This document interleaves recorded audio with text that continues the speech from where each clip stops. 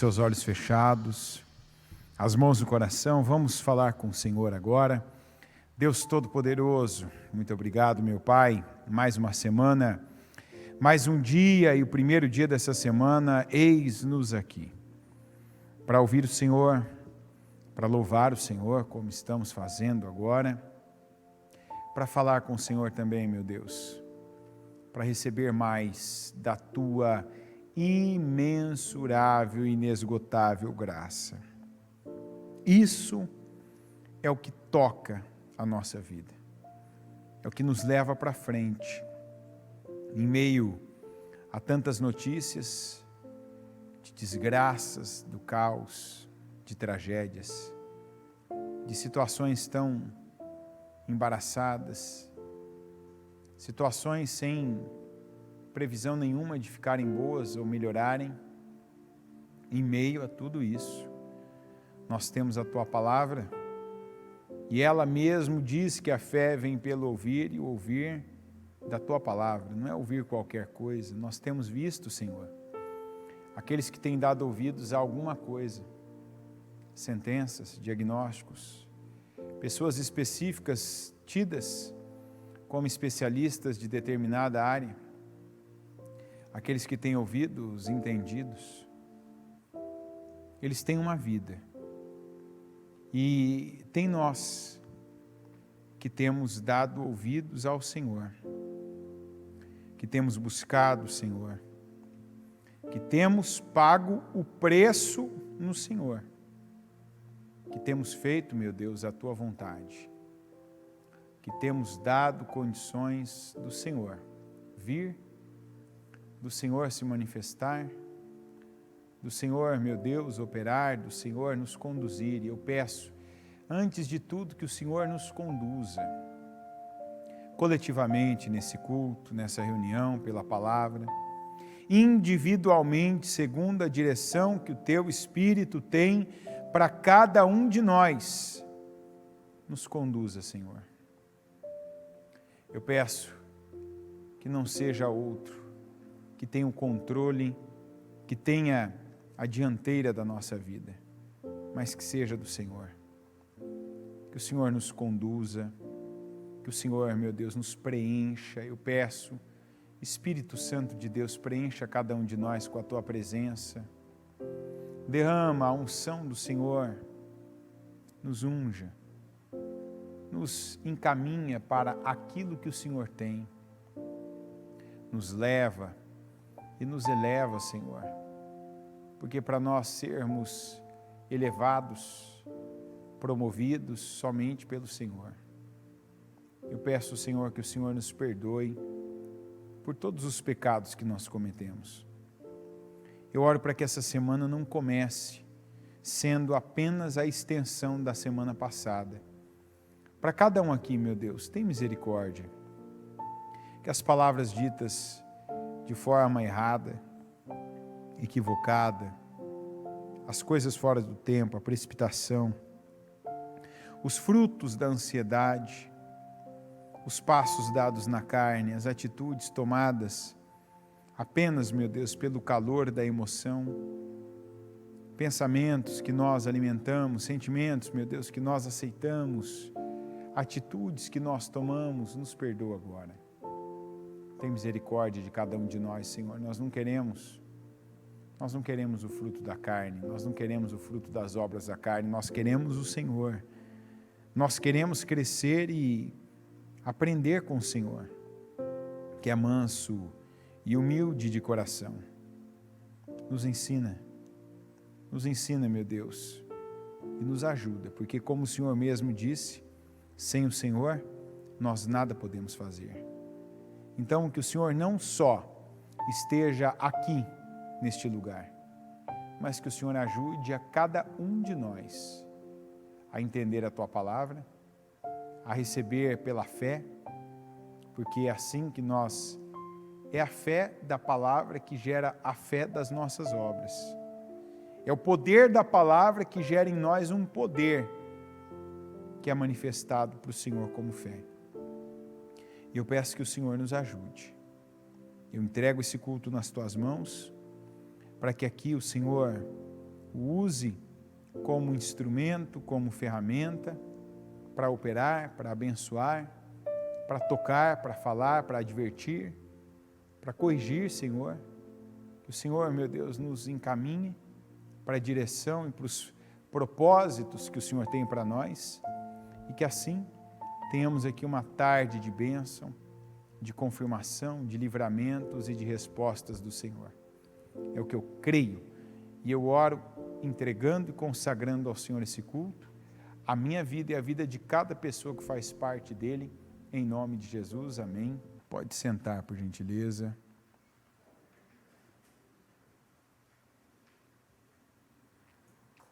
Hoje nós vamos ler mais,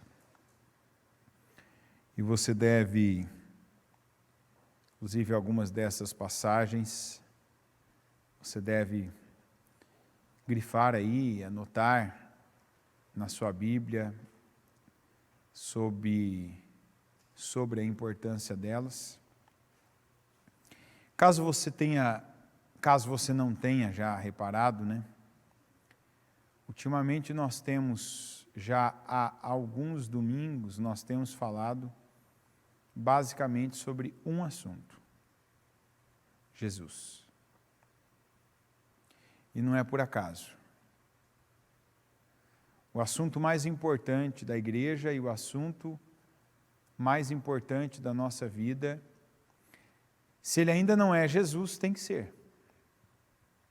Tem que assumir o centro e ele tem que tomar a dianteira da sua vida. Vamos aqui para Efésios 2, do versículo 1 ao 6, depois do 8 ao 10. Vocês estavam mortos por causa de sua desobediência e de seus muitos pecados, nos quais costumavam viver, como o resto do mundo, obedecendo ao comandante dos poderes do mundo invisível. Ele é o Espírito que opera no coração dos que se recusam a obedecer. Todos nós vivíamos desse modo, seguindo os desejos ardentes e as inclinações de nossa natureza humana. Éramos, por natureza, merecedores da ira, como os demais.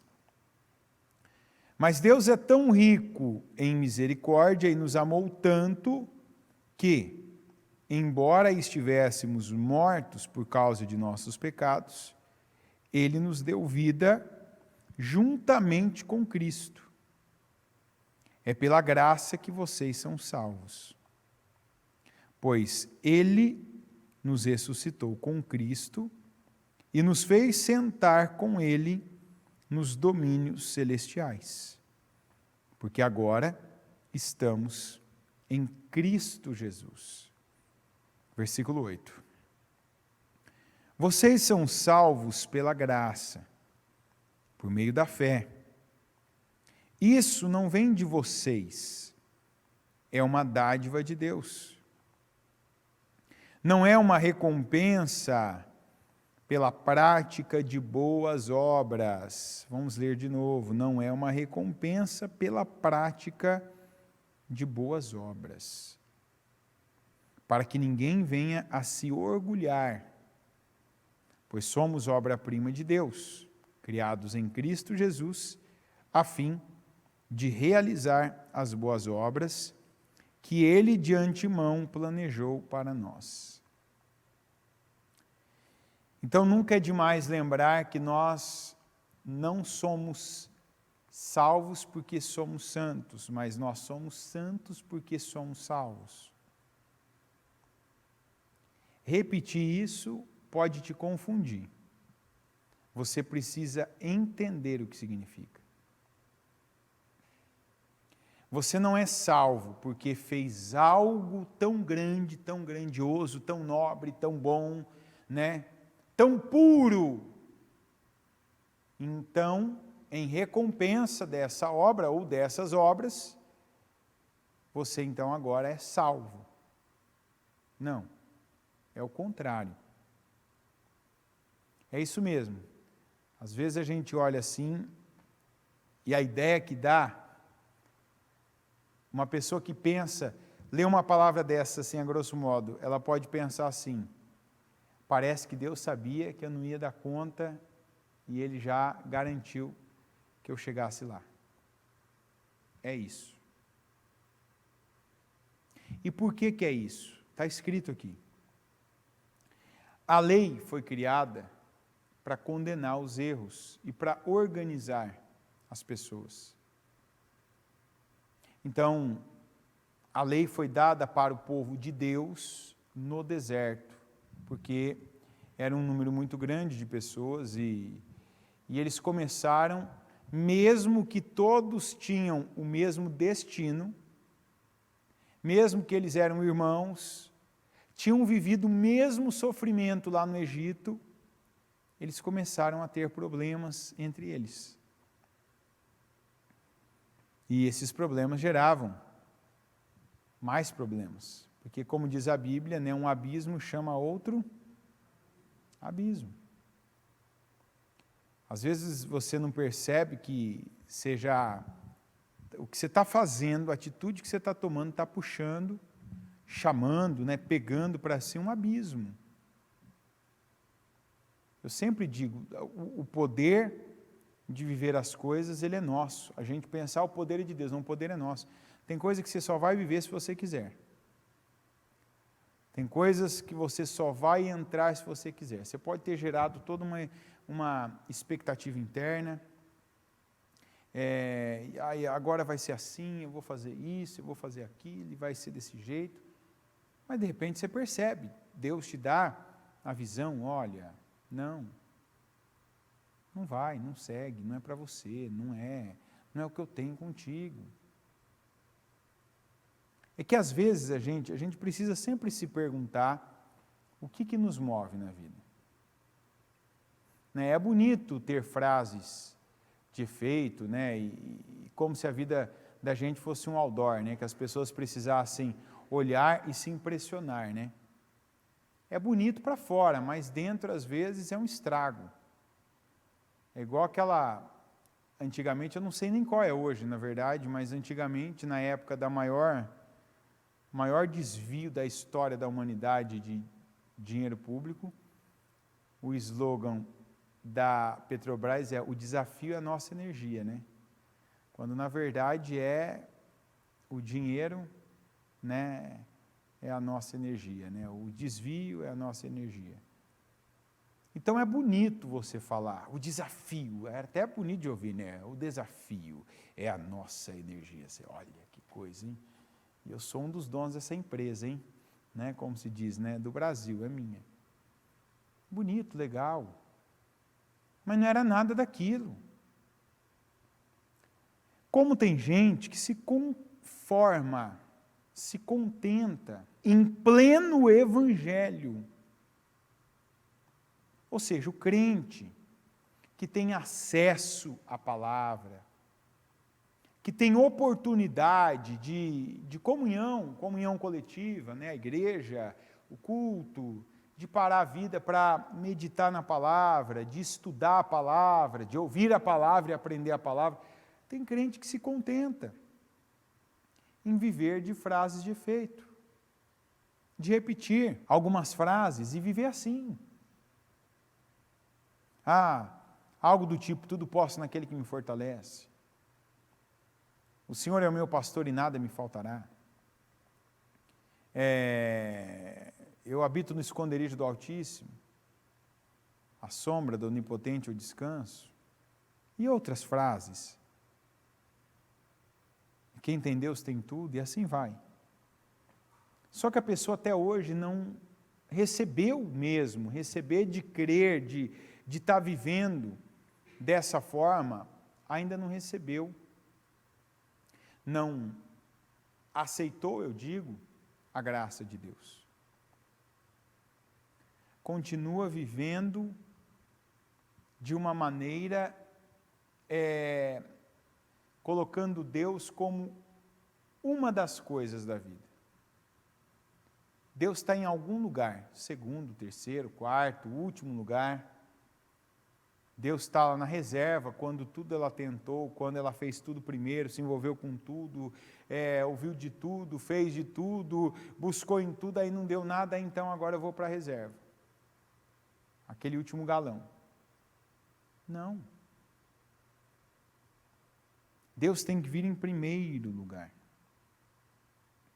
Porque a partir do momento que nós passamos a conhecer a palavra, uma das coisas que a gente aprende é que não são as tuas obras, por melhor, por mais nobre que elas sejam, que vão te conduzir, que vão te salvar. Na verdade, como nós vemos aqui, a fim de realizar as boas obras que Ele de antemão planejou para nós. As boas obras que a gente realiza, elas já são o fruto, e não a causa de alguma coisa boa acontecer na nossa vida, não. As obras são os frutos. O comportamento da pessoa é o fruto. O tipo de palavra, de palavreado, o tipo de ação, de reação é o fruto. Não é a semente. Porque a nossa semente é Cristo. Ele foi plantado. O sacrifício dele que traz paz, que traz liberdade, que traz a pureza, porque como está escrito que a lei não foi capaz, né? A gente estava morto por causa da nossa desobediência. Desobediência a quê? Desobediência à lei. Vamos falar a verdade. Não é só a lei dos homens, não é só a lei de Deus que a gente desobedeceu. Todos nós, em alguma coisa, já caímos na lei dos homens, na lei dos nossos pais. A gente já, quando criança, já vivia na desobediência. Do pai falar uma coisa, olha, faz assim, a gente fazer de outra maneira. Então, a primeira coisa que essa palavra ela tem que trazer para você é sobre o poder que Jesus tem sobre nós por causa do que Ele fez. Porque Ele foi dado por Deus em nosso lugar, foi ofertado por Deus em nosso lugar, e não tendo pecado, Ele se fez pecado para pagar pelos nossos. Porque a gente não deu conta. Todos nós vivíamos desse modo. E aí, no pecado, na desobediência, está escrito, seguindo os desejos ardentes e as inclinações de nossa natureza humana. Paulo ainda sempre usa essa expressão, né? Éramos, fomos, nós tínhamos, éramos por natureza merecedores da ira como os demais. O que é a ira que está escrito aqui? É o inferno. A condenação. Não pensa. Às vezes a gente passa por algumas coisas aqui nessa terra, uma dificuldade, né? Um problema financeiro, tem uma doença, uma enfermidade. Ninguém quer isso. É ou não é verdade? Mas passa, tem gente que, essa aqui é a ira de Deus. Não, não. Isso aqui acontece.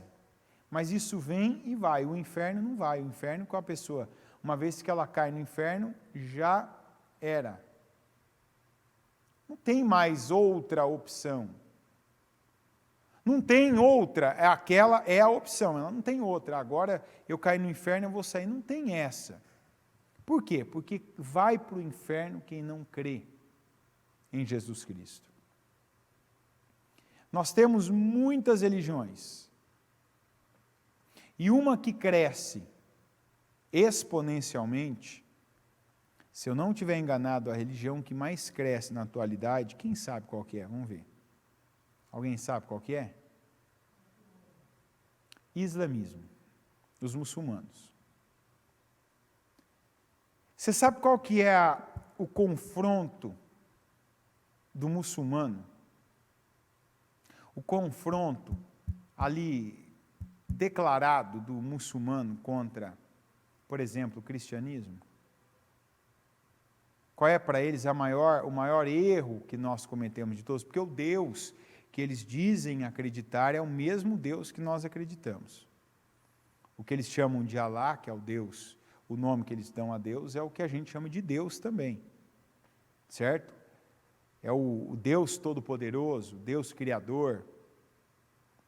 Mas, para eles, o maior defeito que nós temos, de todos,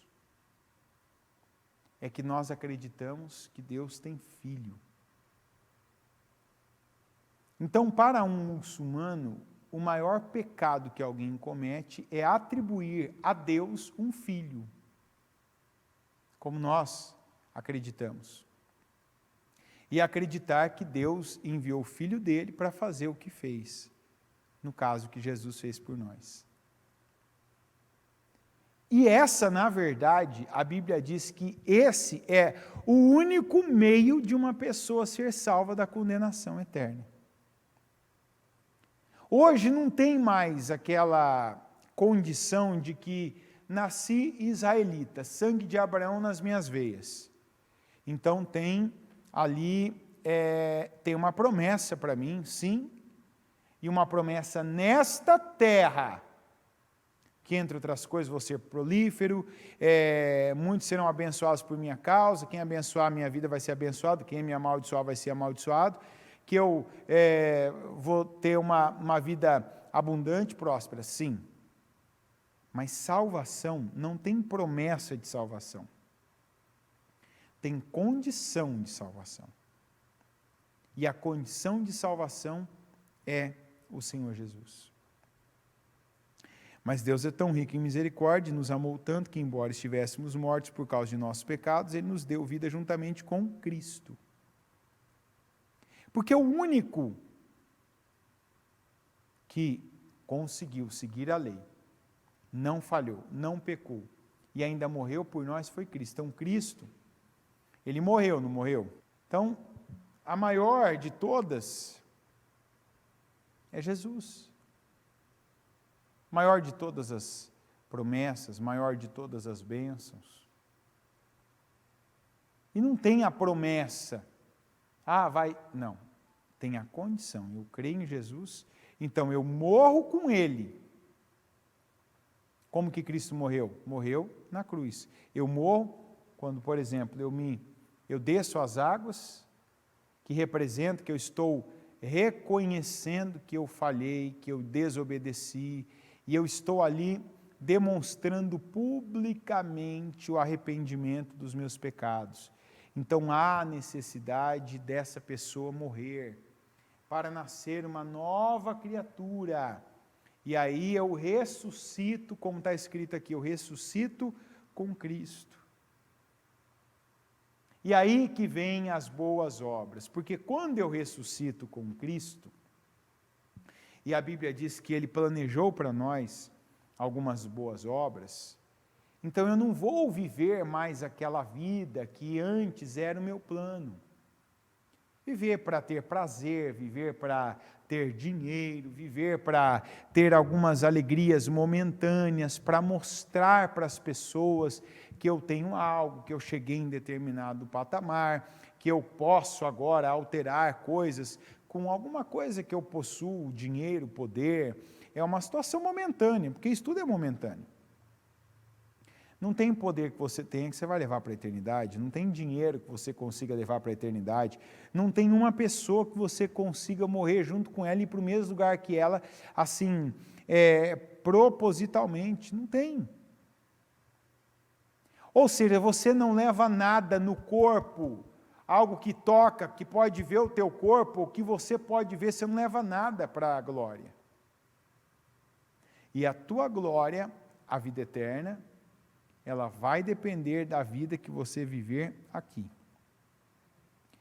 E as duas coisas, tanto onde você vai passar a glória, se você vai para o céu, pela tua fé em Cristo, ou se você vai para o inferno por não ter crido em Cristo, não, e não é por ter sido uma má pessoa. O mundo ainda propaga aquela ideia de que o bonzinho vai para o céu, o malvado vai para o inferno, só que nunca ninguém fala quem são os malvados, né?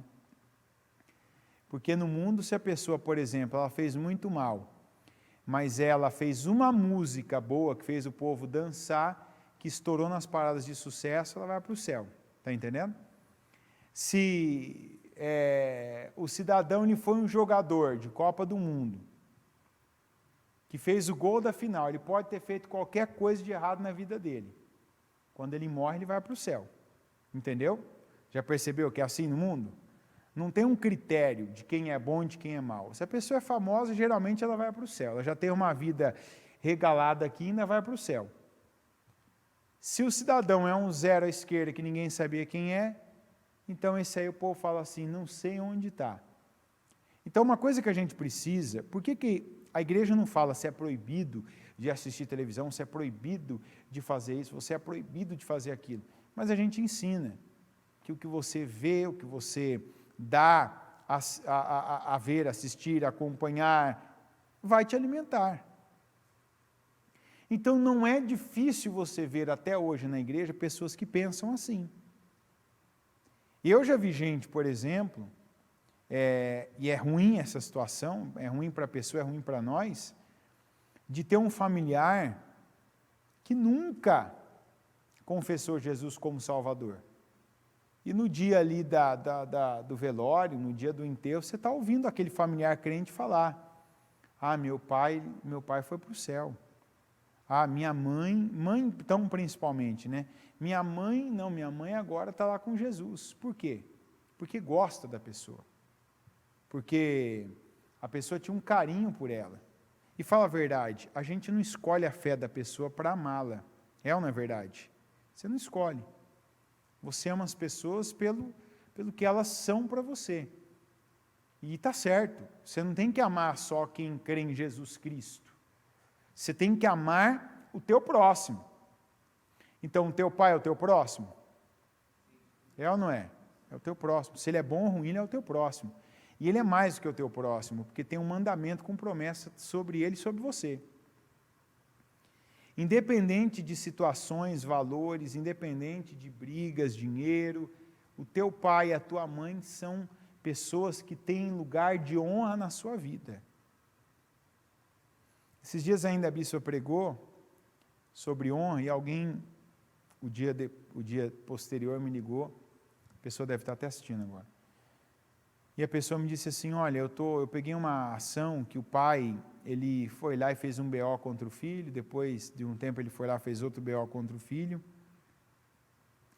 E era mentira, os dois eram mentira. E agora o filho quer processar o pai, porque isso aí dá calúnia, né? É difamação, a pessoa inventou uma história, não tem como provar, e não vai provar porque é mentira, dá difamação. Eu ouvi a palavra, eu queria saber o que eu faço. Eu falei, não faça. Mas dentro da lei dos homens, o filho ele pode processar o pai pelo que o pai fez com ele. Eu falei assim, não existe lei que esteja acima da lei de Deus. Então, eu disse, não entra nisso aí. Apesar de não ser a pessoa, eu falei, não está correto, e você participar disso sabendo do que diz a Bíblia, também não está correto. Por isso que quando você vai, esses dias ainda eu orientava uma moça que está para entrar na faculdade, inclusive de direito também. Você tem que pensar bem o que você vai fazer. Porque tem gente que foi atrás do dinheiro. Por exemplo, nada contra a profissão do advogado. Tem vários na igreja, inclusive.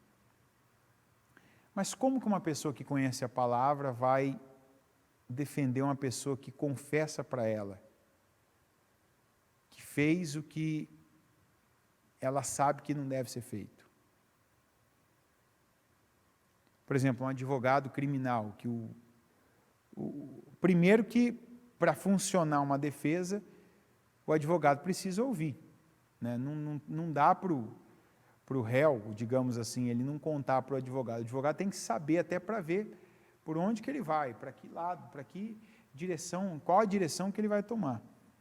Então, imagina uma pessoa que conhece a palavra e ouve, eu matei, fiz isso, fiz aquilo outro. E aí a pessoa vai meio que amenizar aquilo, fazer com que aquilo não seja tão ruim assim. ou seja, ela está trabalhando contra a consequência natural daquele ato. Ah, mas não pode, não, tem muita coisa que precisa-se de um advogado. Até a igreja, às vezes, precisa de advogado em várias áreas. O que eu estou dizendo, como em outras profissões. Mas o que você não pode fazer é você tomar algumas atitudes, decisões, que isso volta contra você. Não vai voltar do juiz, não vai voltar do seu patrão, não vai voltar do seu cliente. Volta de Deus. Porque a Bíblia diz que Deus não tem o culpado por... Ele não tem. Não é diferente um pastor. Quanta coisa, você já imaginou quanta coisa chega até nós? Quantas situações, quantos segredos? Quantas pessoas que vêm e falam coisas? A bispa costuma dizer, pela igreja passam as melhores pessoas e as piores também. Por aqui passam as melhores e as piores pessoas. E você tem que saber lidar com ambas e falar a verdade para ambas. Você falar o que a pessoa que está no erro tem que ouvir e falar para a pessoa que está indo bem também o que ela tem que tomar cuidado para daqui a pouco ela não perder aquela condição que foi Deus que deu para ela. Aqui em João 1,17 está escrito assim: pois a lei foi dada por meio de Moisés, mas a graça e a verdade vieram por meio de Jesus Cristo. A lei, a gente sabe, como eu já disse aqui, no meio do deserto, quando as coisas já começavam a perder o controle, foi colocada a lei para que houvesse, o principal projeto ali na época era organizar o povo. Sabe aquela ideia de que, o outro pensa assim, mas eu penso assado. Aquele ali pensa cozido, aquele ali pensa frito. Não, tem uma lei que é a referência para todos.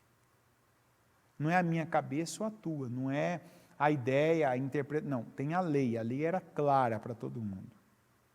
Fez isso, tem essa consequência. Fez aquilo, tem esse benefício. Chegou aqui, está certo. O Moisés trouxe a lei. Jesus Cristo trouxe a graça.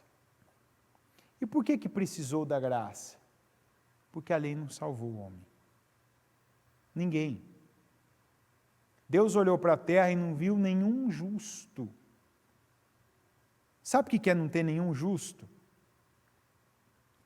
Se eu falar assim, se eu olhar aqui agora nesse culto, dezenas de pessoas, não ter nenhum justo é uma coisa, olhar o mundo inteiro, não ter nenhum justo, é muita coisa.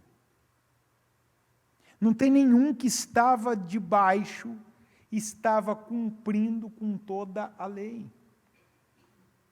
Você vai dizer, mas com toda não, mas a Bíblia diz que a lei, se você descumpre um mandamento, se você cai em um, você está caindo em toda a lei.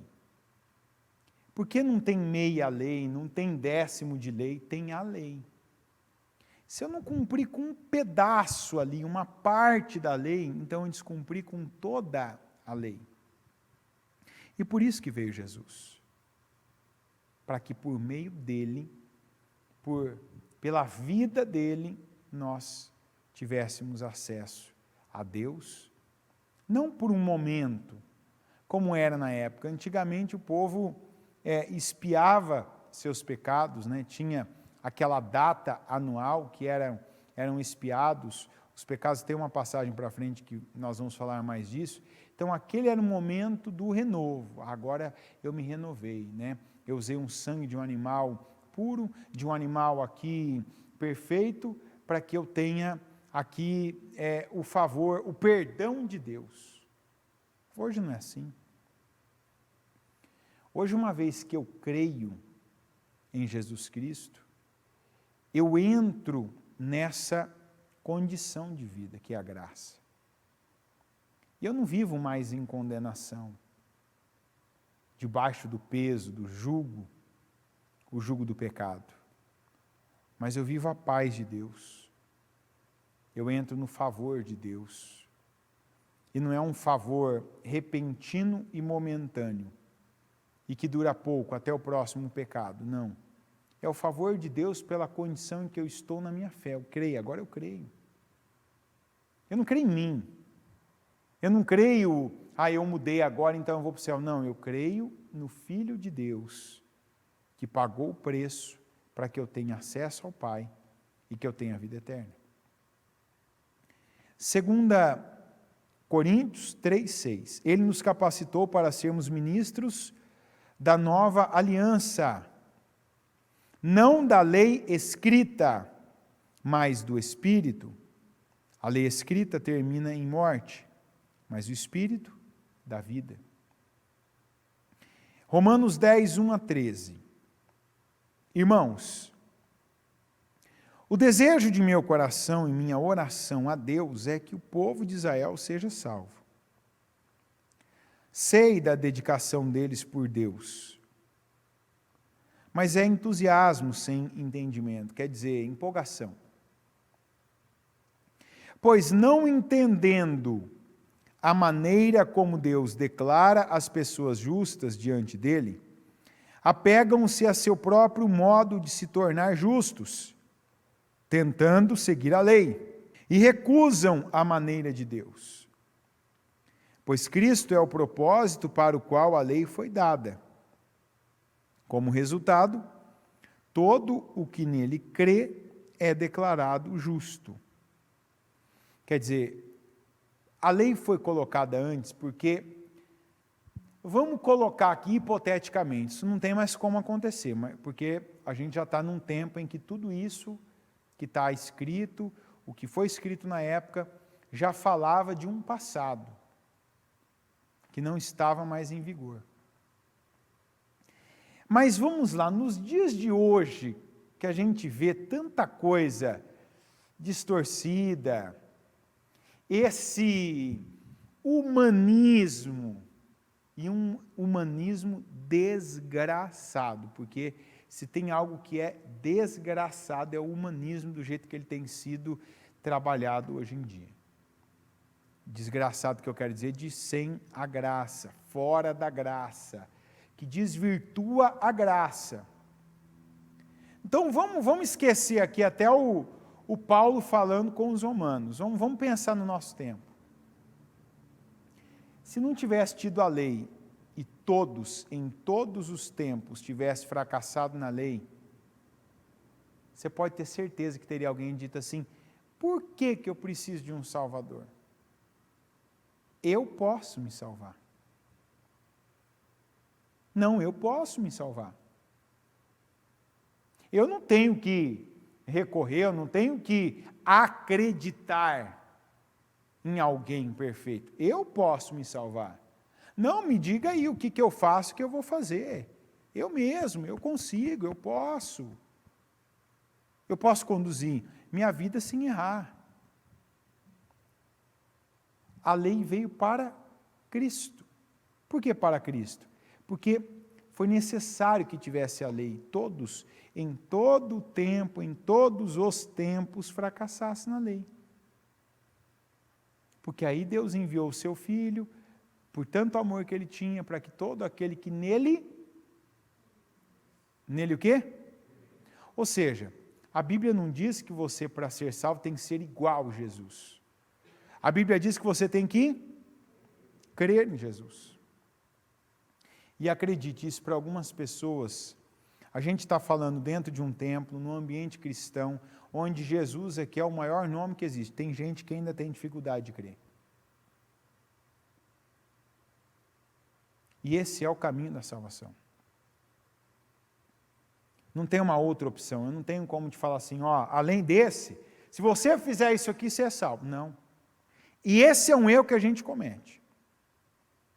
Quando a gente tira o foco de Cristo e coloca esse foco em nós, aí é o humanismo. Aí é eu pensar em mim ou eu pensar no ser humano como se pensa num Deus. Sabe, é a vida do ser humano, o prazer do ser humano, a dor do ser humano. A Bíblia diz que tudo aquilo que o ser humano semear, ele certamente vai colher. Então não adianta as pessoas elas quererem, e aí no humanismo vem aborto, vem legalização das drogas, vem essa igualdade de gênero, né? Vem muita coisa que vem embutida, é um pacote já, é um combo fechado, que aos poucos, antes era aos poucos, agora eles já estão colocando tudo de uma vez só, né? Queremos isso aqui desse jeito. Então, uma das coisas que você vê, por isso que você tem que estar atento ao que você vê, assiste, e não é só aquilo que é declarado, não. Gente, o que nós temos mais dificuldade ultimamente, onde nós temos encontrado mais dificuldade, é principalmente nas crianças que assistem esses conteúdos de demanda de streaming. Netflix, Prime Video, Disney Plus. Quantas crianças que estão aí, crianças, você pode ver, as maiores fortunas estão aí, não estão? Nessas coisas aí? Os mais ricos aí do planeta hoje não são esses donos dessas coisas? Porque você vê cada dia mais as pessoas aderem a isso. Tem pai hoje que se ele sair do mercado, se ele sair do trabalho, tiver que passar no mercado, e ele esquecer de comprar o leite dos filhos, ele não fica tão atormentado como se ele esquecer de pagar esse serviço aí de streaming. Por quê? Porque tem pai e mãe que assim, ele não quer a tarefa, ele se nega a tarefa de criar, de educar, de falar, de conversar, de sentar à mesa, para trocar com os filhos experiências, passar para eles conhecimento, ensinamento, práticas. Por quê? Porque ele já deixa isso para a Amazon fazer, para Netflix fazer, para Disney fazer. Eu não estou dizendo aqui, e repito, isso aqui não é nem o culto e nem a igreja da proibição de dizer você não pode, você não pode. Quem diz o que pode ou não pode dentro da sua casa é você. Ah, não pode nada. Não, tem coisa que dá para você ver, tem coisa que dá para você assistir, que não tem nenhum conteúdo, mas quantas crianças aqui que a gente hoje está acudindo, porque estão com a cabeça virada, crianças que estão numa precocidade com a situação sexual, quantas crianças com valores totalmente distorcidos já, com dúvidas, questionamentos, e uma rebeldia que os pais não estão dando conta de lidar. E por isso que a igreja precisa se posicionar, porque foram os pais que, não tenho tempo, tá aí filho, assiste aí, séries, conteúdos totalmente desvirtuados, com foco sempre no humanismo.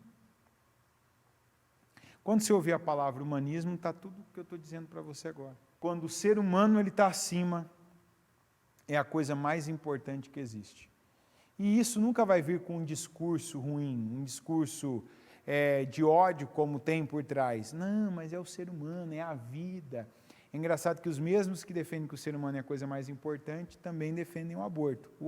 O ser a ser abortado, ele seria o quê? Que ser que é aquele ali? É um ser humano também, não é? É ou não é?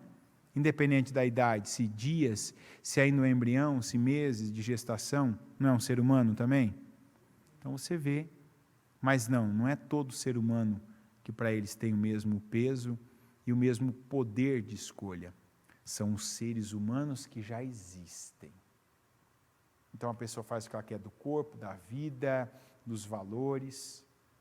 E isso, claro, por trás, como a gente viu aqui, ele é o espírito que opera no coração dos que se recusam a obedecer. Qual é esse espírito? Que espírito é esse? Está em dúvida? É o diabo. Quem está por trás disso é o diabo. Porque o projeto do diabo é que as pessoas, elas, assim, faz o que você quiser da tua vida, o diabo pensa. Só não acredita em Deus. Entendeu? O diabo não está nem aí se você é homem e gosta de mulher, se você é mulher e gosta de homem ou se gosta de mulher, se você tem uma família, não tem, se você é novo, velho, se você faz uma coisa ou outra, se você é vacinado, não é. O diabo não está nem aí para isso. Isso é só o meio que ele usa para, no final das contas, ele desconstruir o que você sabe e o acesso que você tem a Deus. Então, para isso, cada hora já, que antigamente eu falaria cada tempo, cada época, agora eu posso dizer, sem medo de estar exagerando, a cada hora é uma nova narrativa, uma coisa nova. É uma situação nova. Tanto que a gente já vive, a gente pode falar muita coisa,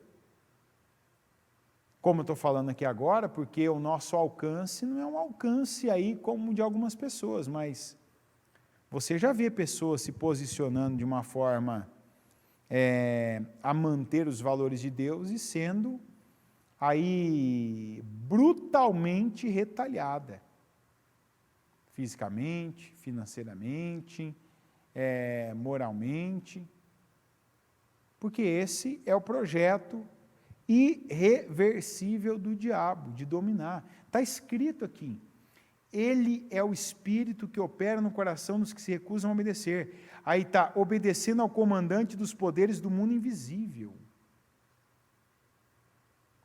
Quer dizer, ele é o comandante que está por trás dessas ideias, dessas ideologias, destes sistemas que estão sendo implantados. E não é só de governo, em alguns lugares já é de governo, mas é um sistema de vida que contraria a Deus. Nunca houve um tempo que teve tanto crente, e nunca houve um tempo que tanto crente significou nada. Está entendendo ou não? Olha, eu falo por mim. Eu lembro que na minha época, quando eu comecei a ir à igreja, isso faz 24 anos, que eu era um garoto ainda, eu lembro que na minha época, quem era crente, era crente. Eu nunca frequentei uma igreja de usos e costumes, eu nunca fui. Nunca frequentei. Mas na minha época, independente disso, crente era crente. O crente, ele não se parecia com o ímpio. Está entendendo? O crente na escola, minha fase que eu comecei, ele era diferente. Tanto que eu ainda tive um pouco aquele bullying que se sofria por ser crente. E no começo, não nego, tinha vergonha. Aquela vergonha que você quer estar no grupo, você quer fazer parte dos demais, mas não dava para esconder que é crente. Não tinha como esconder. Era quando tinha alguma coisa na escola, já ficava claro, aquele ali, ele é crente. As meninas mais ainda. Hoje não, hoje é tudo igual. Hoje às vezes você pode, desavisadamente, você pode ir num show e pensar, deixa eu ver, que tipo de banda que é essa? Depois você descobrir, depois de não sei quantas músicas, você descobrir, é uma banda gospel. Hoje é assim. Mas não estou falando da banda que, para mim, hoje, boa parte do povo que canta a música evangélica, canta como canta o secular ali fora. É dinheiro. Não é propósito de vida, não é missão. Tanto que ninguém canta de graça. Né? Nem na pandemia cantou de graça. Pode ver, sempre tinha era live lá que tinha enfim, tinha uma maneira de você ajudar. É o que eu falo da igreja. A igreja não vive por dinheiro. A igreja precisa do dinheiro para se manter, mas não é por dinheiro que está aqui. E como é que eu te provo isso? Quando você entrou por quaisquer das portas, seja do estacionamento, da entrada ou da igreja, alguém te perguntou se ia dizimar e ofertar hoje? Eu sei se você vai dizimar e ofertar hoje? Foi cobrado alguma coisa no começo ou não? Não. Se hoje ninguém aqui dizimar, Se ninguém ofertar no final do culto, olha bem, já te dei a letra já. O dízimo e oferta em que hora? Que hora que é? No final, se não dizimar, não ofertar, não vai mudar o culto. E eu nem sei. Eu quero dizer, porque eu estou fazendo culto, mas a igreja não sabe. Quantos cultos que a gente faz aqui às vezes, que tem 1, 2 pessoas, 3 pessoas, e ninguém dizima e oferta? Tem cultos que não tem oferta, não tem dízimo. Não era para ser assim. Mas tem culto que não tem. E aí? Muda o culto por causa disso? Quem aqui já veio em culto de uma pessoa, 2, 3? Quem já veio? Levanta a mão.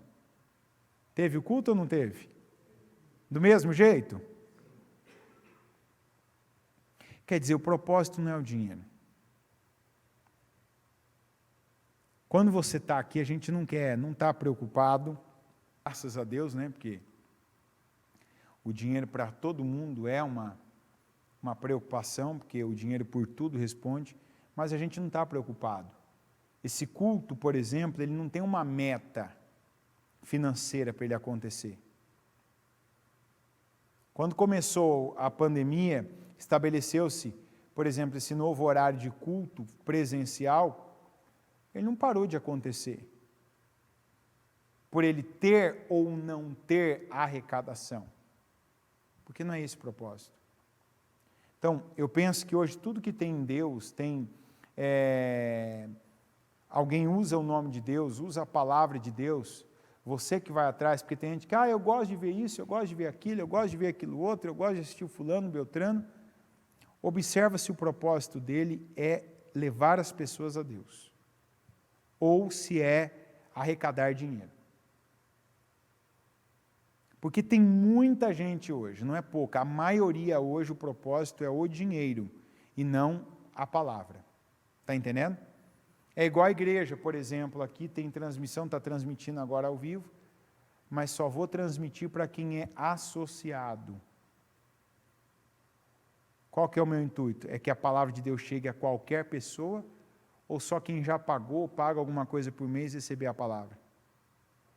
A palavra de quem é minha? De quem que é a palavra?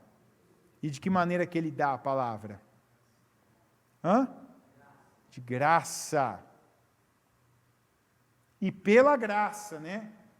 Eu não prego porque Deus me abençoa, eu prego porque eu tenho graça para pregar. Porque Deus dá, ilumina, clareia, dá entendimento, dá unção, e não porque pelo dinheiro. Então, isso é uma maneira já de você separar joio de trigo. De você já definir, quando a gente fala para muita gente que vem, eu assisto fulano, assisto Beltrano, tal, cuidado. Não é porque a gente quer te fidelizar aqui, só assistir os cultos da igreja, o trabalho da igreja, mas é porque a gente sabe o que tem por aí. Então, eu sei do meu propósito aqui, eu sei do propósito da igreja, mas eu não sei do propósito de quem está aí fora, e não quero saber, porque eu não vou assistir. Eu sempre falo, você não vê ninguém mais de pregador? Eu vejo. Quem prega aqui, literalmente nesse altar, eu vejo. Quando tem um culto aqui e eu posso, eu vou assistir o culto. Aqui, desse, literalmente desse. Porque eu sei o que ele vai pregar. Eu sei qual é o fundo. Eu sei qual é o destino. Então, eu quero estar no meio dessas duas coisas. Eu quero estar entre o fundamento e quero estar entre o destino. Eu quero estar em Deus. Mas não tem nenhuma outra igreja que seja séria? Eu acredito que tenha, mas não posso te garantir, porque eu não estou lá para saber. Está entendendo? Aqui eu estou nos bastidores e eu estou aqui, do lado que aparece também. E a gente ouve muita coisa. Será que é verdade? Não sei, mas não vou lá para conferir. Aqui eu estou vendo, estou vivendo, estou praticando. Eu sei o cuidado que a gente tem quando alguma coisa não está certa, que se fica sabendo. O zelo que há aqui é um negócio muito forte, muito firme. Quando se descobre algo, se você acha que às vezes tem curso que vem e que fala, que admoesta, adverte, você não sabe como é que é dentro. As reuniões, os trabalhos, a cobrança que tem. Para que ninguém passe por cima da palavra. O que a palavra está dizendo? Olha o que a palavra está dizendo. A bispa já falou aqui, isso é uma coisa que é recorrente. Quando vem uma palavra dura, antes de ter culto, ela chama as lideranças e fala assim, ó, olha aqui que Deus está falando, o que quer dizer isso aqui? Porque o tratamento de Deus começa pela casa dele. Então, peraí, antes da igreja, será que tem alguma coisa aqui que a gente precisa ver, rever, refletir, saber? Porque não adianta eu pregar para a igreja, sendo que aqui a minha casa está trincada, está condenada. Não, então não quero saber. Quero que cada um aqui agora se vasculhe. É desse jeito. Por quê? Porque a mesma palavra que eu prego para você, ela vale para mim. Aliás, a Bíblia diz que a quem muito é dado, muito será cobrado, requerido. Então, mas e a lei? É que quando eu quero Cristo, eu repito a primeira frase que eu falei. Quando eu creio em Cristo, eu não vou viver de frase de efeito, eu não vou viver de uma casca para as pessoas verem. Eu vou querer a vida de Cristo, eu vou querer fazer o que é bom, o que é certo. Eu vou querer continuar essas obras que Ele planejou para mim, e não o contrário. Entendendo a maneira como Deus declara as pessoas justas diante dEle, apegam-se a seu próprio modo de se tornar justos, tentando seguir a lei, e recusam a maneira de Deus, que é a graça, que é o Senhor Jesus. Pois Cristo é o propósito para o qual a lei foi dada, como resultado, todo o que nele crê é declarado justo. Moisés escreve que o modo pelo qual a lei torna alguém justo exige obediência a todos os seus mandamentos. Mas o modo pelo qual a fé torna alguém justo diz: não diga em seu coração, quem subirá ao céu para trazer Cristo para a terra? E não diga, quem descerá ao lugar dos mortos para trazer Cristo de volta à vida? Na verdade, diz, a mensagem está bem perto. Está em seus lábios e em seu coração. E essa mensagem é a mesma que anunciamos a respeito da fé. Se você declarar com sua boca que Jesus é Senhor e crer em seu coração que Deus o ressuscitou dos mortos, será salvo. Pois é crendo de coração que você é declarado justo, e é declarando com a boca que você é salvo. Como dizem as Escrituras, quem confiar nele jamais será envergonhado. Nesse sentido, não há diferença entre judeus e gentios, uma vez que ambos têm o mesmo Senhor, que abençoa generosamente todos os que o invocam. Pois todo aquele que invocar o nome do Senhor será salvo. Não confunda esse versículo com uma vez que eu falei de Jesus, uma vez que eu tive uma necessidade. Tem gente que acredita nisso no Evangelho. Uma vez que eu falar o nome de Jesus, eu vou ser salvo. Não. Porque tem muita gente que só recorre a Jesus, não para reconhecer e com a fé que Ele é o Filho de Deus, que morreu pelos pecados de todos nós e que foi ressuscitado pelo poder sobrenatural do Senhor, como já tinha sido predito. Tem gente que quando invoca e até ora a Jesus, ora por uma coisa dessa terra. Vai dizer, mas às vezes a pessoa é respondida. Ela orou por aquilo, é respondida por aquilo. Mas aquilo não garante a ela a salvação. Porque às vezes a pessoa crê que em nome de Jesus ela pede a cura, recebe a cura, ela pede o emprego, recebe o emprego, ela pede algo, como está escrito, aquele que nele crê não será envergonhado, quem confiar nele jamais será envergonhado. Mas você confia em Jesus, para quê? Tem duas maneiras da gente viver, da gente olhar e entregar a vida para Jesus. A primeira, que é a que a maioria das pessoas fazem. Como a maioria das pessoas que passaram e cruzaram o caminho de Jesus, homem. A maioria das pessoas que a Bíblia fala que tiveram algo com Jesus, foi para o momento ou foi para a eternidade? Sem medo de ser feliz, responda. Para o momento. Até hoje é assim. Tem gente que está na igreja para o Jesus do momento. Qual é o momento? O emprego. Qual é o momento? Casamento destruído, que precisa de restauração. Qual é o momento? Filho doente. Qual é o momento? O momento da doença, que Jesus levou sobre si todas as nossas dores, enfermidades. Então tem gente que ainda busca, e alguns só fazem isso porque foi a última opção que sobrou, o Jesus de momento. O Jesus que o nome dele é poderoso, que restaura, que cura, que transforma uma situação. Mas não o Jesus Salvador. Não o Jesus que a pessoa crê de tal maneira que ela muda para agora se parecer com ele. Está entendendo? Agora, quando eu creio em Jesus, quando eu creio nesse Jesus, que é o Salvador, e o Jesus Salvador é aquele que Deus enviou e que morreu por nós e que foi ressuscitado por Deus, eu não quero apenas a informação de que ele fez, passou por isso e ressuscitou, não. Aí eu vou empregar a minha vida em fazer como ele fez.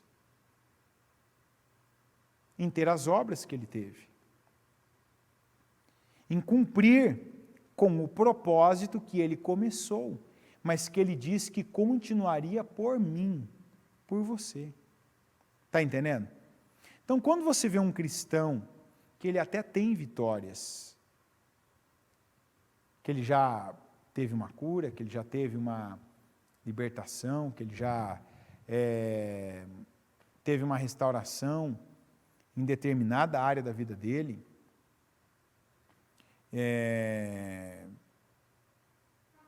mas você não vê a vida dele sendo um espelho de Jesus, você pode saber, e se for você, você pode saber ainda mais, que você corre o risco de ter tido vitórias, como aquela passagem que ele diz, daqueles que dirão, Senhor, Senhor, eu expulsei em teu nome, Senhor, Senhor, eu curei em teu nome, e ele vai dizer, eu não vos conheço. Porque o nome de Jesus tem poder no mundo espiritual. Mas só vai ser salvo quem crer, como está escrito, quem crer com o coração e confessar com a... Isso não é uma vez só, o dia do batismo, eu reconheço Jesus como meu único Salvador, como Senhor da minha vida, não é essa. Isso aqui é uma das vezes, mas não é a única. A sua vida tem que se tornar assim. Quer dizer, a sua boca vai passar a professar a verdade. A verdade, literalmente falada, é a verdade de Deus. O teu coração não vai ser mais aquele coração mau. Aquele coração daquela pessoa que a justiça dela é como um trapo de imundície. Que por muito tempo ela vivia ou parecia boa.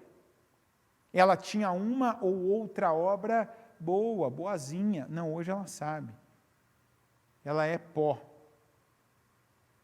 E qualquer coisa boa que ela tenha não é dela, vem de Deus. E é resultado da graça de Deus na vida dela. Que dá a ela visão, que dá a ela paz, que dá a ela condição dela ter a vida que Deus determinou. E essa vida é constituída por boas obras. Ou seja, então primeiro ela recebeu a graça, e depois que ela tem a graça, e ela tem o favor, ela passa a ter, ela passa a fazer, ela passa a praticar boas obras. Tanto que ele diz aqui que é preciso que isso seja entendido. Porque senão você pode estar aí falsamente convertido, achando que são as tuas obras que te elevam. Não, as tuas obras já são as consequências da tua fé, e não o contrário. Você crê em Jesus, você crê mais nele do que em você, você crê mais nele do que nos teus pais, você crê mais nele do que na maldade do mundo, você crê mais nele do que na injustiça. E essa fé que alimenta a tua vida faz você receber o favor de Deus, você viver pela graça dele, e aí você consegue desempenhar, você consegue ter boas obras. Vamos aqui para Hebreus 9.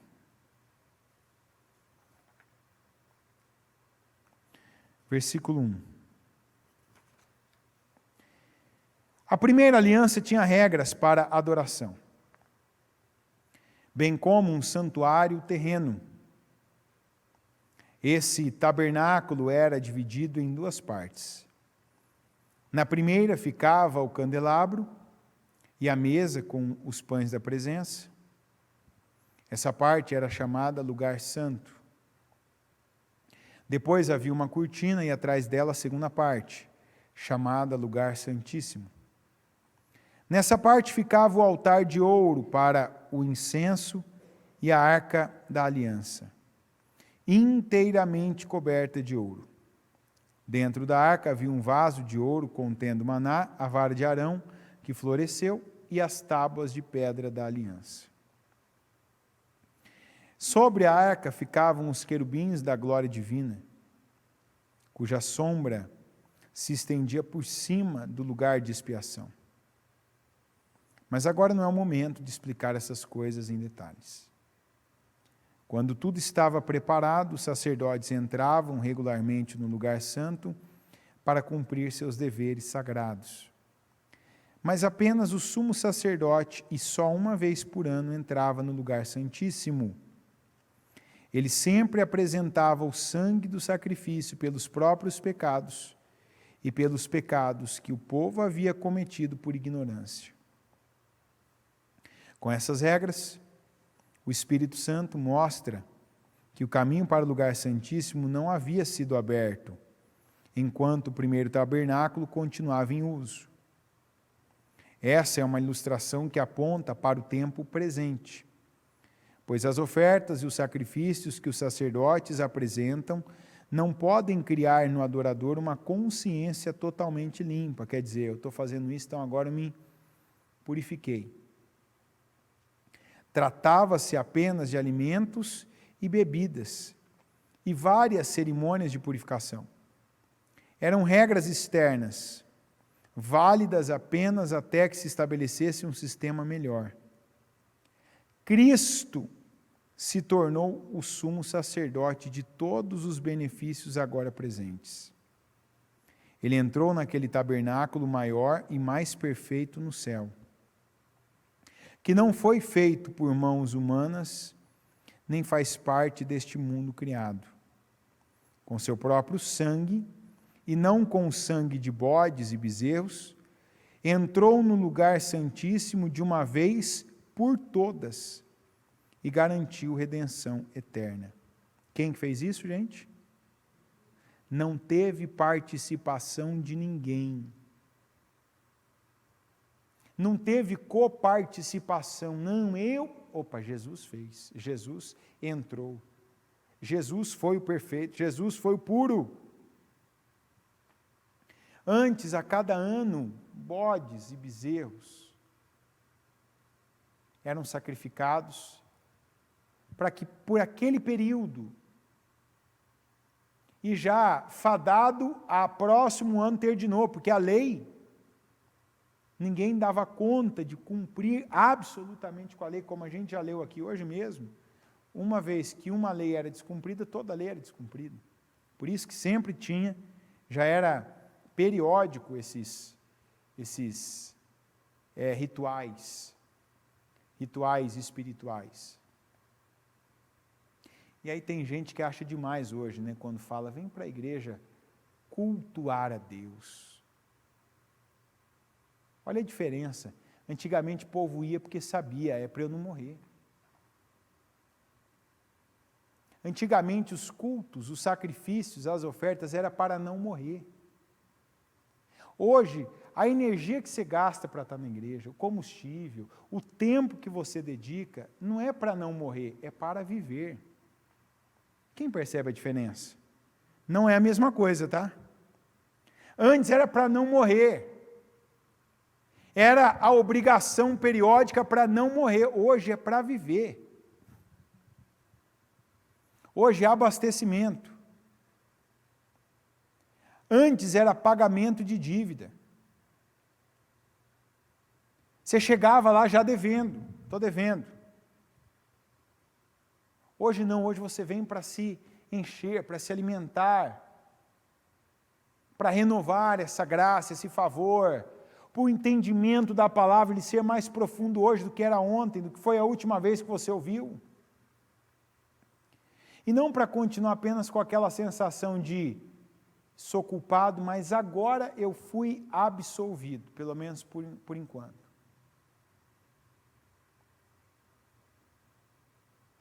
Por isso,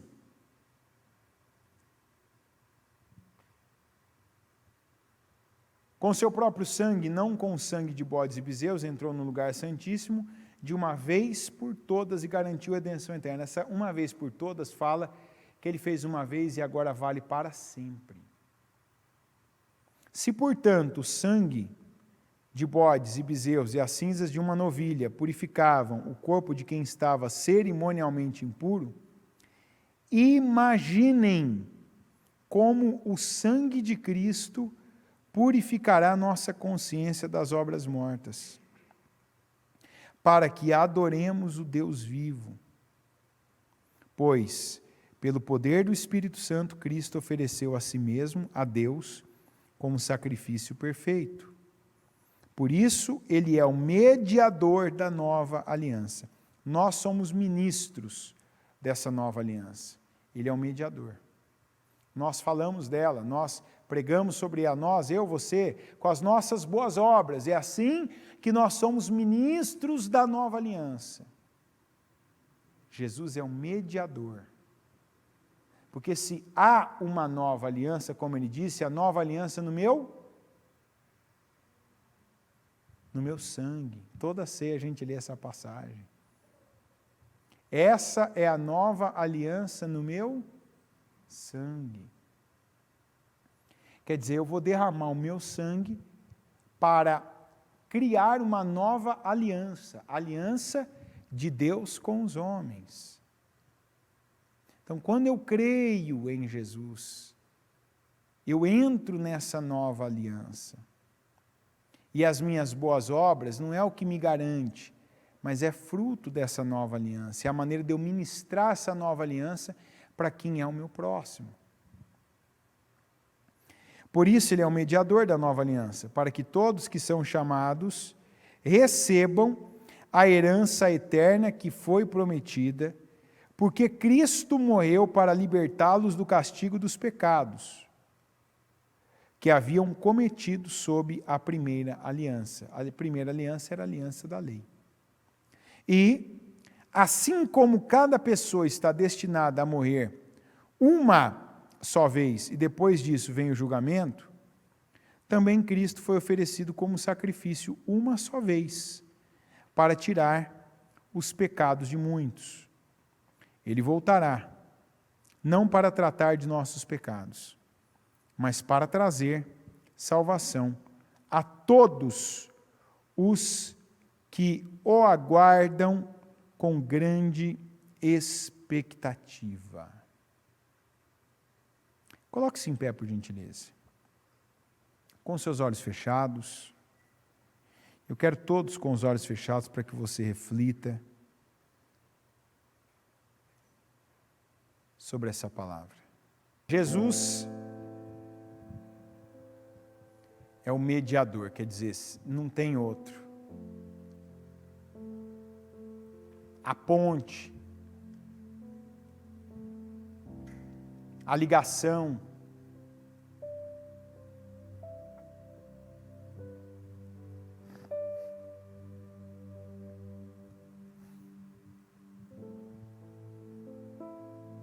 o intermediário entre Deus e nós é Ele. Não são obras, atitudes, não são coisas. Vai ter muita gente que tem crucifixo, pulseira, tatuagem com o nome de Jesus, com a cruz. E por que eu digo isso? Porque você não vê Jesus como o ponto alto da vida dessa pessoa. No dia a dia, nas palavras.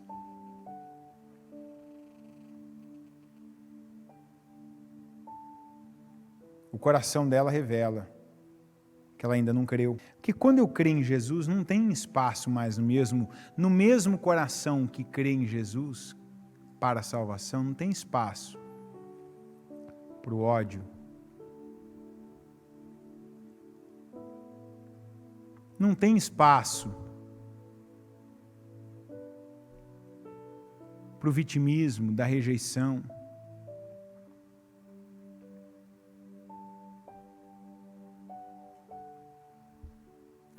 Esses dias eu falava com uma pessoa e ela dizia assim, não, é porque eu tenho visto vocês trabalhando essa parte de pai, de mãe, do que a pessoa, né, que tudo tem a ver com o que a pessoa recebeu do pai ou não recebeu,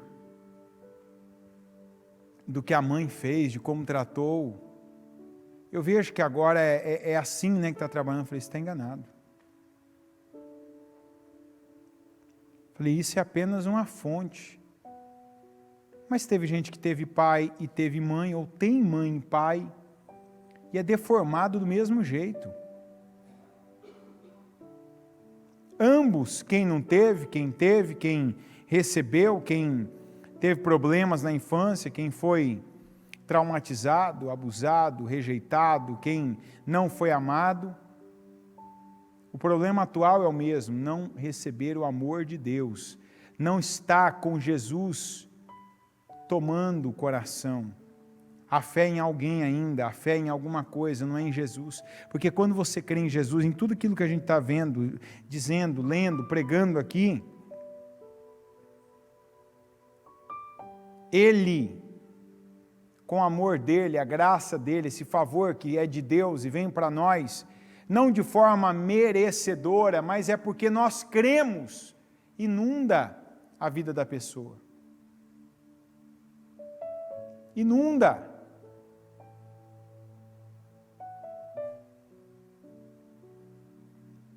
E aí ela não vai ser mais aquela pessoa carente, afetada, ou egoísta, mesquinha, invejosa, insegura.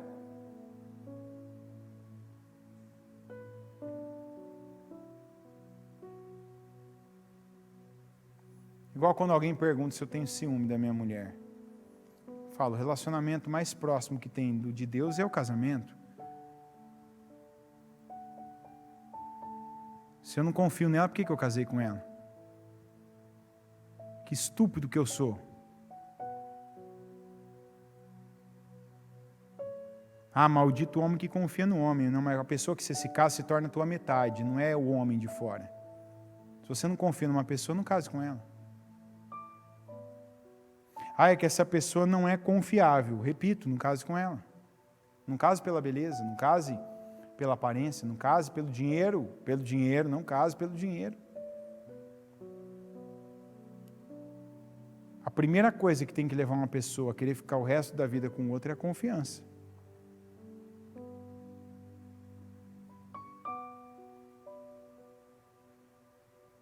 Melhor você casar com o feio que você confia do que com o lindo que você desconfia.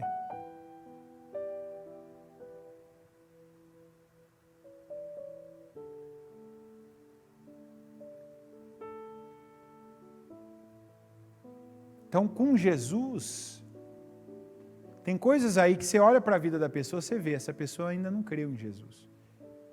Que ela continua a mesma, agora com uma nova religião. Jesus não é religião.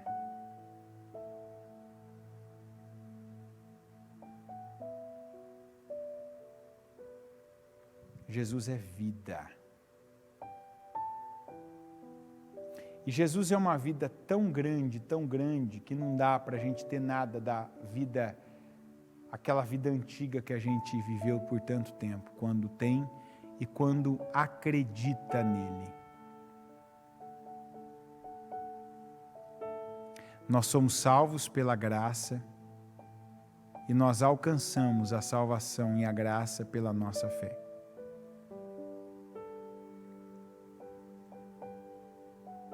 Se você crê em metade disso que você ouviu, você não está salvo. Você tem que crer em tudo isso. Ter o entendimento dessa palavra e a dimensão dela.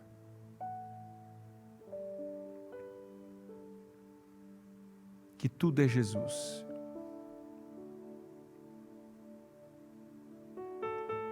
Foi Ele a maior prova do amor de Deus por cada um de nós.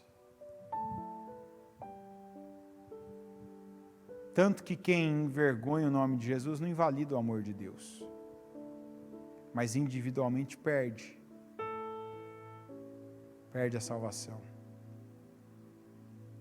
perde o propósito desse amor. Se está faltando Jesus na sua vida, talvez tenha sobrado expectativa de uma vida financeira abundante, tem sobrado frases de efeito, palavras assim bonitas de se ouvir,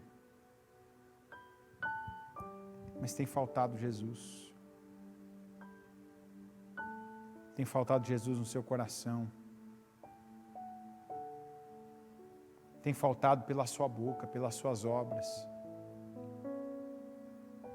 E eu não digo aqui, eu não vou contrariar a minha própria pregação de hoje, dizendo as tuas obras. Não, as tuas obras vão ser uma consequência. As tuas obras vão ser um fruto da tua fé no Senhor Jesus. E não o contrário. Não é a tua fé que é consequência das tuas obras. São as tuas obras que são a consequência. Se você não tem boas obras, está claro que é porque não é Jesus quem rege a sua vida. Ele não é o começo e o fim. Ele está em algum lugar. Provavelmente em algum lugar de fonte na sua vida. Igual tem o mercado onde você vai comprar produtos, tem Jesus a quem você recorre em casos de tais situações.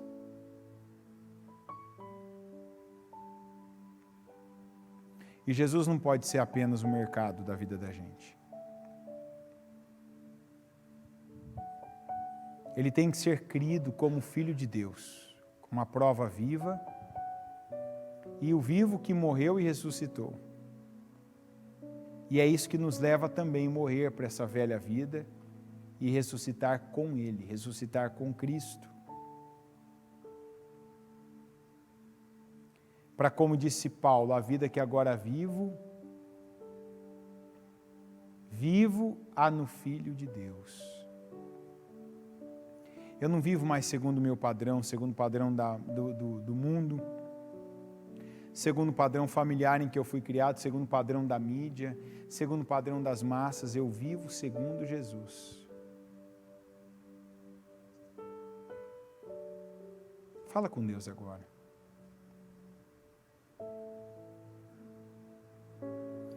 Talvez você pede tanta coisa na igreja.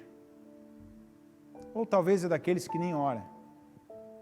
Porque ainda acredita que alguém vai orar e interceder por você.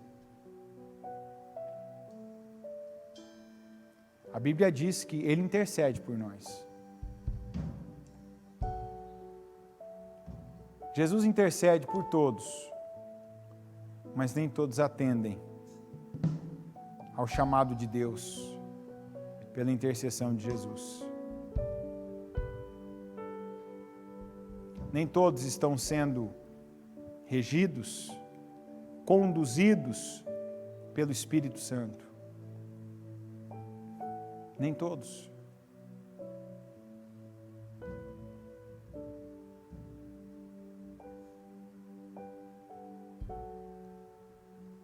Mas muitos ainda na carne. E é um misto, né? A minha carne para o que eu quero, e naquilo que eu quero, Deus, eu me submeto a uma ou outra regra, como se ainda fosse a lei que fosse me trazer algum benefício. Ai, olha, eu não estou mais fazendo aquilo, eu não estou mais fazendo aquilo outro. É simples, mas ao mesmo tempo é complexo, porque aí eu tenho que dizer também, mas quem está em Jesus não vai mais cometer alguns erros, não vai mais se voltar para algumas coisas que sempre se voltou, mas não é isso que vai definir a vida da pessoa. Isso é a consequência. Senhor, eu te peço, fala aquilo que eu não consegui falar. E fala, Senhor, em teu nome. Porque hoje a palavra, o nome, a direção é o Senhor. A direção é o teu poder, o teu amor. A direção é a graça que nós tanto precisamos, e a coisa que mais nós precisamos na vida é a graça do Senhor. Porque quando nós cremos, nós temos acesso à tua graça. E a mesma graça que nos salva da condenação de todos os pecados que nós cometemos. Todos os pecados que nós praticamos, é a mesma graça que nos leva, que nos fortalece, que nos alimenta para termos obras também que não são nossas. Obras que não são quaisquer, mas são obras como as que o Senhor teve. Obras que são como as tuas. Uma vida como a tua.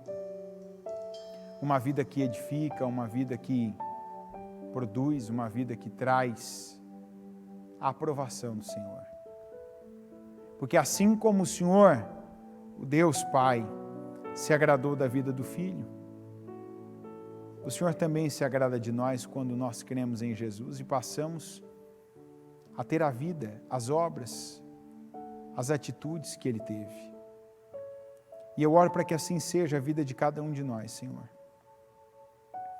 Que não seja mais uma vida vivida, conduzida, tocada ou limitada às vontades e aos prazeres da carne. Mas que seja uma vida plena no Senhor.